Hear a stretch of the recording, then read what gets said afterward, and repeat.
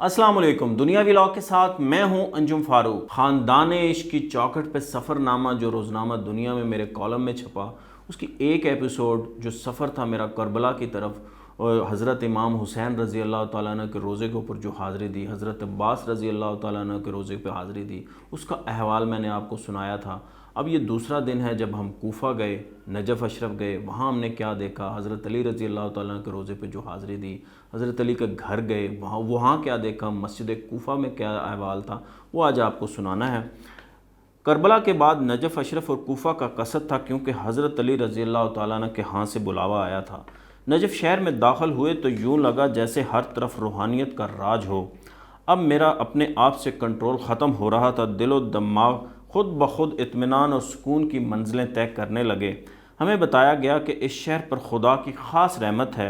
यहाँ सिर्फ़ हज़रत अली रज़ी अल्लाह ताला ने ज़ेर ख़ाक मौजूद नहीं हैं, बल्कि 4 अम्बिया के कमरे भी नजफ़ अशरफ में हैं। रोज़ा हज़रत अली पर ले जाने से पहले हमें मेहमान खाने ले जाया गया, जहाँ सफ़ेद चावल, सालन और खीर से हमारी तवाज़ा की गई। अरबी अंदाज़ में बनाया गया ये खाना बहुत लजीज़ था। यहाँ से फ़ारग हुए तो रोज़ा मुबारक पर हाज़िरी का शर्फ़ हासिल हुआ। वो तमाम बातें जो दिल के तहखाने में कितने ही बरसों से कैद थी, चंद मिनटों में अर्ज़ कर दी।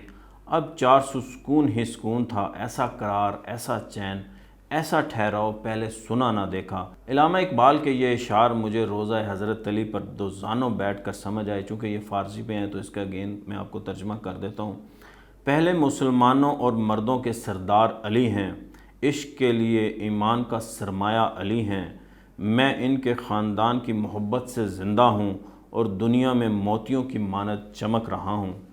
हज़रत अली के यहाँ से इजाज़त मिली तो हमने कूफ़ा का रुख किया, जो नजफ़ अशरफ से 10 मिनट की दूरी पर है। नहीं मालूम कब नजफ़ ख़त्म हुआ और कब कूफ़ा की हदूद में दाखिल हुए। रूहानियत का असर क्या होता है, ये उसी दिन मालूम हुआ। अब हम सब दोस्त मस्जिद कूफ़ा के सेन में खड़े थे, जहाँ बैठकर चौथे खलीफा हज़रत अली रज़ी अल्लाह ताला अन्हु 50 से ज़ायद मुल्कों पर हुकूमत करते थे। ये बहुत दिलकश और मन भाने वाली मस्जिद है। आप इसके शहर में गिरफ़्तार हुए बिना रह ही नहीं सकते। हमने नमाज असर अदा की और मस्जिद के अकबी दरवाज़े से निकलकर हज़रत अली के घर तक पैदल सफ़र किया, जो 2 मिनट से ज़्यादा की मुसाफत ना थी। वक्त के हुक्मरान का घर देखकर हम आलम हैरत में चले गए। घर को 2 हिस्सों में तकसीम किया गया है। एक तरफ मेहमान खाना और दूसरी तरफ अहले खाना की रिहाइश गाह है। इतनी सादगी, इतनी नफासत, इतनी आजिज़ी, खुदा की पनाह। थोड़ा सा दालान, बल खाती राहदारियाँ और छोटे छोटे 6 कमरे। ये बहुत सादा था, बिल्कुल एक सिंपल छोटे छोटे कमरे थे। ऐसे लगता था कि एक कमरे के अंदर मेरे ख़्याल में अगर 2 लोग लेटे हों, उससे ज़्यादा नहीं लेट सकते। इसी तरह एक कमरा, दूसरा कमरा, तीसरा कमरा, फिर बीच में दालान और सामने भी 3 कमरे थे। और इससे बाहर निकले तो उस साइड पे मेहमान खाना है, तो वहाँ पे 2-3 कमरे थे। और सामने उसको अब इन्होंने जो है इराक़ की गवर्नमेंट ने वहाँ पे जो हम सेंटर होते हैं, तो जो आगे मेन जो उसका जो कॉरिडोर्स बनते हैं, वहाँ पे लोग नमाज़ पढ़ते हैं, वहाँ पे लोग जो है नवाफिल अदा करते हैं। तो उसके बाद का अहवाल आगे करते हैं। हज़रत अली के घर से बाहर निकले तो दाएं तरफ वो रास्ता है जो घर से मस्जिद कूफ़ा को जाता है। ये रास्ता आज भी 14 सदियों कबल जैसा कच्चा है। वो पगडंडी जिस पर शेर खुदा के कदम पड़ते थे वैसे ही है, मगर अब ये शारा आम नहीं है। ये बिल्कुल मैंने वो देखा रास्ता जो हज़रत अली के घर से निकल के मस्जिद कूफ़ा को जाता था, उसको अब उन्होंने बंद किया हुआ है, लॉक किया हुआ है। मगर हमारे लिए उन्होंने स्पेशल खोला, उनको इराक़ की गवर्नमेंट की बड़ी मोहब्बत। जब हम उससे निकले तो वो देखा, थोड़ी इस साइड पे भी दरख्त थे, उस साइड पे भी दरख्त थे, और छोटा सा कोई 3 से 4 फुट का रास्ता था जो गुज़र के मस्जिद कूफ़ा तक जाता था। और सबसे आपको जान के हैरत ये होगी कि बिल्कुल उसके साथ, उस रास्ते के साथ, किसी ज़माने के अंदर जो इब्न ज़ियाद था, जो गवर्नर था कूफ़ा का, उसका महल था। मगर अब वो महल खंडर बन चुका है, वहाँ पे कुछ नहीं है। उसकी बकाया, उसकी जो बिल्कुल वहाँ पे ईंटें भी नहीं पड़ी और बिल्कुल वीराना है, खंडरात हैं। ऐसे लगता है, वहशत आती है उस जगह को देख के। मगर हज़रत अली का जो घर है, वहाँ पे वैसे ही रौनक है। वहाँ पे हज़ारों लोग, लाखों लोग आते हैं, रोज़ाना हज़ारों लोग आते हैं। जिस वक्त हम भी पहुँचे तो उस वक्त भी वहाँ पे हज़ारों लोग थे। वहाँ अंदर जाना और उससे छोटी छोटी बल खाती राहदारियों से गुज़र के अंदर जाना बड़ा एक इम्तिहान होता है।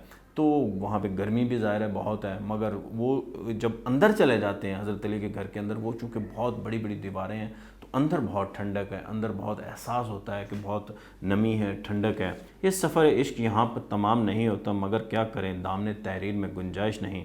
امام علی نقی اور امام حسن عسکری، حضرت شیخ عبد القادر جیلانی، امام ابو حنیفہ، جنید بغدادی اور حسین بن منصور حلاج کے ہاں حاضری بھی اسی سفر کا حصہ تھی، مگر اب اسے کسی اور وقت کے لیے اٹھا رکھتے ہیں۔ جی اس کے بعد ہم بغداد گئے، جہاں پہ ہم نے امام ابو حنیفہ کے مزار کے اوپر حاضری دی اور حضرت شیخ عبد القادر جیلانی کے مزار کے اوپر حاضری دی۔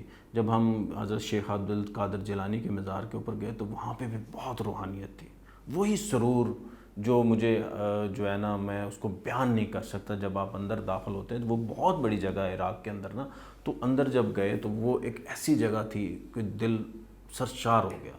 جب ہم نے وہاں پہ جا کے نماز پڑھی، نوافل ادا کیے، مزار کے اوپر حاضری دی، اس کے بعد ہم وہاں سے نکل کے حضرت امام ابو حنیفہ کے مزار کے اوپر گئے، جو تھوڑے ہی دور ہے، زیادہ دور نہیں ہے، ہم 5 منٹ کی مسافت ہوگی گاڑی کے اوپر۔ تو وہاں پہ وہی جلال، وہی جو وہاں پہ بھی جا کے کیفیت تھی بہت چینج ہوئی۔ تو اس کے بعد سے نکلے، ہم نے کھانا کھایا اور پھر یہ یوں یہ سفر نامہ تمام ہوتا ہے۔ مجھے دیجیے اجازت، اللہ حافظ۔